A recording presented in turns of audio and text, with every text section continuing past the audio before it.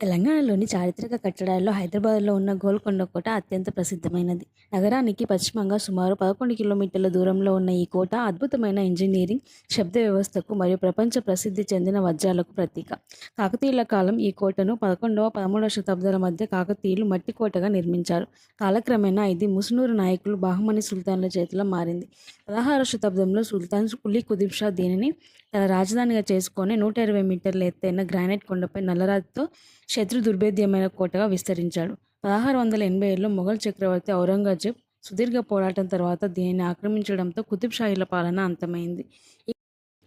గోల్కొండ నగరం కోట మొత్తం ఒక 120 మీటర్ల ఎత్తైన నల్లరాతి కొండపైన కట్టారు. కోట రక్షణార్థం దాని చుట్టూ పెద్ద బురుజు కూడా నిర్మించారు. తెలంగాణ రాష్ట్రం ఏర్పడిన తర్వాత ముఖ్యమంత్రి కల్వకుంట్ల చంద్రశేఖరరావు గారు 2014 ఆగస్టు 15న గోల్కొండ కోటపై తొలిసారిగా భారత స్వాతంత్ర్య వేడుకలు నిర్వహించి జాతీయ పతాకాన్ని ఆవిష్కరించారు. దాదాపు 7 కిలోమీటర్ల పొడవు కలిగిన అగడ్తలు, 3 ప్రాకారాలు, మొత్తం 8 మహాద్వారాలు, కోట గోడలపై 15 నుంచి 18 మీటర్ల ఎత్తు ఉన్న దాదాపు 87 బురుజులతో కూడిన గోల్కొండ కోటలో కోట సమీపంలో ఉన్న చాలా ప్రాంతాలు అన్యక్రాంతమై ఉన్నాయి. గోల్కొండ కోట దక్కన్లోని అతిపెద్ద దుర్గం.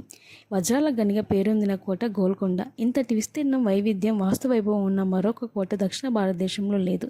ఎలాంటి సాంకేతిక పరిజ్ఞానం లేని రోజుల్లో నిర్మించిన మహాదుర్గం గోల్కొండ. ఇలాంటి కట్టడాన్ని పునర్నిర్మించడం, పునఃసృజించడం దుర్లభం. గొర్రెల కాపరులు గొర్రెలు మేపుకునే ప్రాంతంలో ఉన్న కొండ కాబట్టి దీనిని మొదట్లో గొల్లకొండ అన్నారన్నది ఒక కథనం. ఇదే కాలక్రమేణా గోల్కొండగా ప్రసిద్ధి చెందింది. శ్రీరాముని పరమభక్తుడైన కంచెర్ల గోపన్న గోల్కొండ కోట చరిత్రలో ఒక ముఖ్యమైన వ్యక్తి. భద్రాచలం ఆలయ నిర్మాణానికి ప్రభుత్వ నిధులు ఖర్చు చేశారనే నేపంతో గోల్కొండ నవాబు తానేషా ఆయనను గోల్కొండ కోటలోని చీకటి బందీఖానలో 12 సంవత్సరాలు బంధించాడు. గోల్కొండ కోటలోని బాలాహిసార్ ప్రాంతానికి సమీపంలో ఆయనను బంధించిన ఒక ప్రత్యేకమైన జైలు గది నేటికి ఉంది.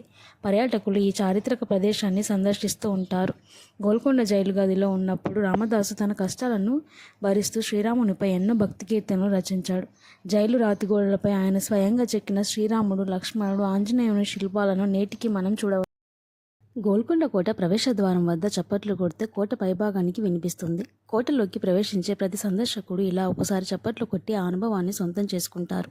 ఆ అనుభూతిని పదిలంగా గుండెల్లో దాచుకొని వెళతారు. ఈ ఇంద్రజాలం ఇవాళ ఒక సరదా, ఆనాడు శత్రురాక గురించి హెచ్చరించే వ్యూహం, ఇంకా అనేక భద్రతా చర్యల్లో భాగం. కోటలోని ప్రతి మలుపు, ప్రతి ప్రకారం విస్మయం గొల్పే దృశ్యం. నాటి రాజులు ఆయుధాగారాలు, ధాన్యశాలలు, స్నానశాలలు, వంటశాలలు మొదలుకొని అశ్వశాలలు, నూనె నిల్వ చేసే గది ఉన్నాయి. ఆ రోజుల్లోనే వేడినీటి శాలలు, చప్పట్లు కొడితే అల్లంత దూరాన వినిపించే సౌకర్యం వంటివి ఆశ్చర్యచకితుల్ని చేస్తాయి.